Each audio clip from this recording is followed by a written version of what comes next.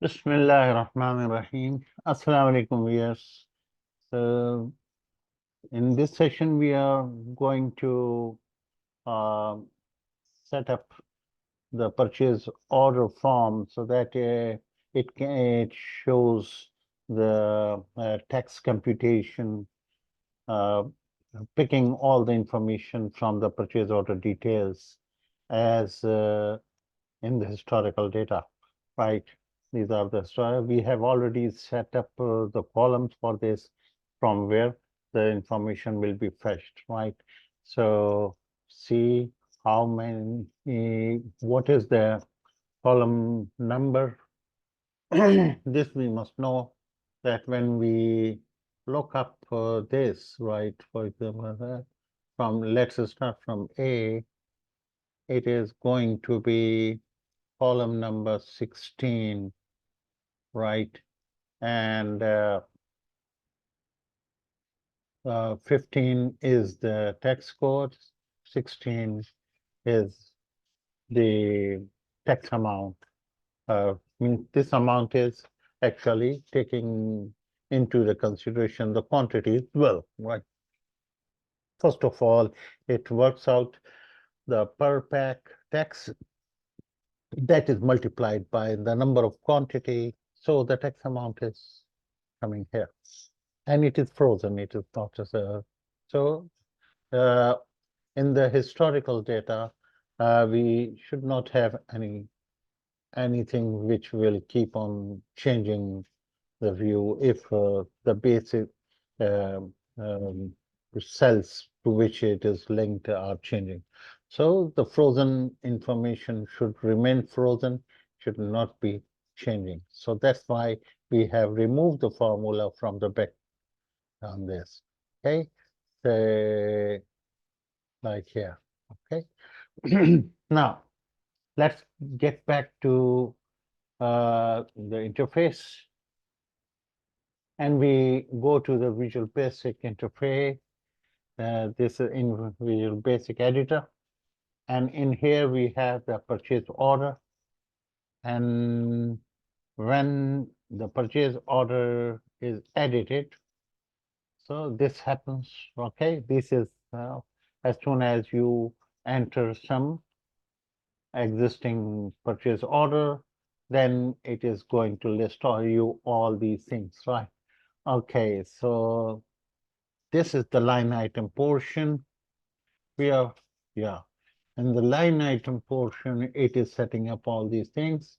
Okay, so this is the tax amount, right? X tax is being calculated as the column number 16th of the uh, right of the PO details, right?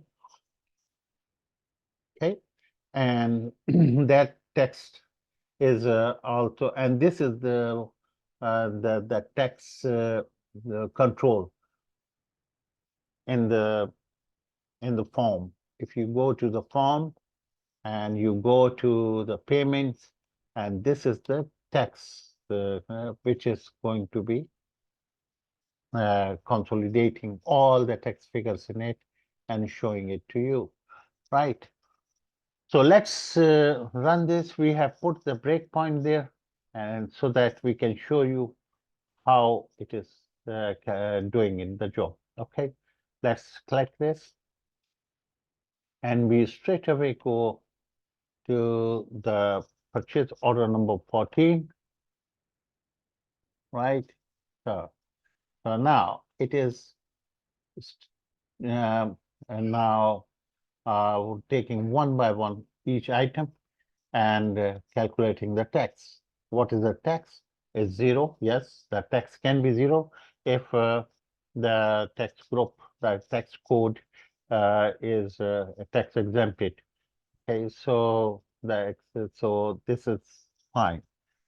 So also we have done one thing here in the purchase in PO details, right? Let's I show you. In PO line items, we have included the tax amount as well as a currency, right? So this is essential because later on we would have to include it into the collection, right? After this loop comes, so it is actually building up the line item collection, right? Once these are collected, all the PO lines are taken. So each time it is taking the tax, right, from X tax, right? Let me put the breakpoint here so that you know that first of all, the tax 0 is added and it's ours. Okay, this is the second item in which we have the tax. Previously, it was a 0 tax. This has a $28 tax. Okay, so now this amount, the 28, is being added into it into the collection, right? Once this loop completes, let's this is the third item. Okay, there are 4 items in it, so it is doing it. Okay, we can go and see we can see it in the PO lines. Yeah, by going and watch in it. Yeah, if we do here, we can see that what are the contents, what are being taken, right? This is okay. And we also can watch the contents of the collection. So that will be having multiple items, right? So let's add it and see what is happening in here. So this is the collection which is being added. At the moment, there are 2 items.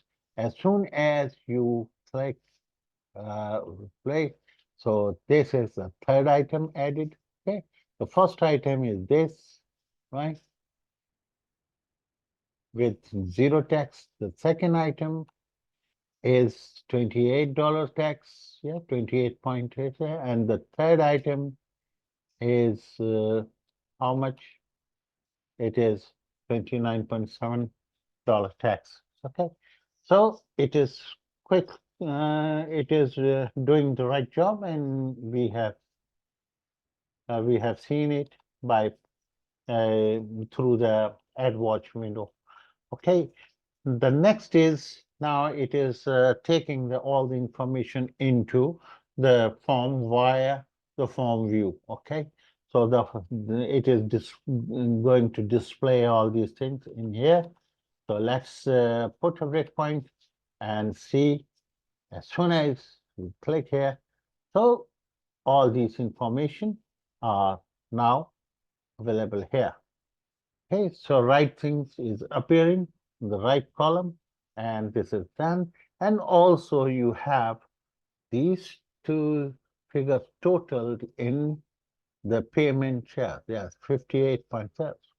Okay, so this is how it is, and it will pass the adjusting entry uh, if there is any adjustment.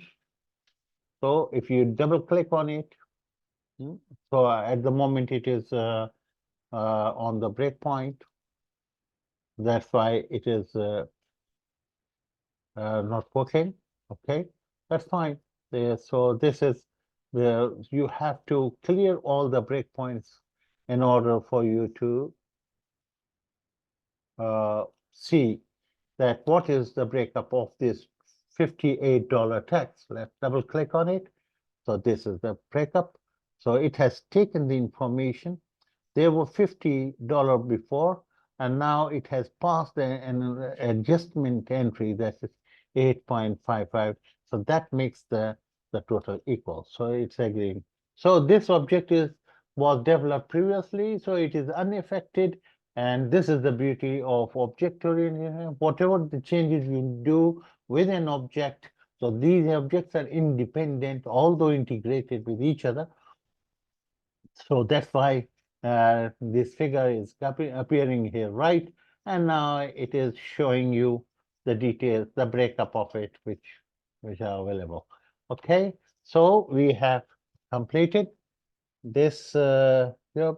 And now you can also verify that your new entry also behaving right. So we have to see the behavior of the form if we go for uh, adding a new entry. We will make a note that why these are received showing. So we have to tackle it. Okay, later on. So let's make a new purchase order. For example, you will take this and this item of say 300 pieces, right? So this is a so you have a problem here that this should not come, right? That's weird. Otherwise, the taxes and these all things are coming correctly. 30, which is there, 30, and then 540, and in here you have the 540, right? Fair enough. That's right. So it is working. All we need to do is set this. You will find it corrected. I will do it. And I hope you enjoyed this. And our next thing is that do the same thing for the sale order procedure. Thank you very much and see you in our upcoming videos. Thank you.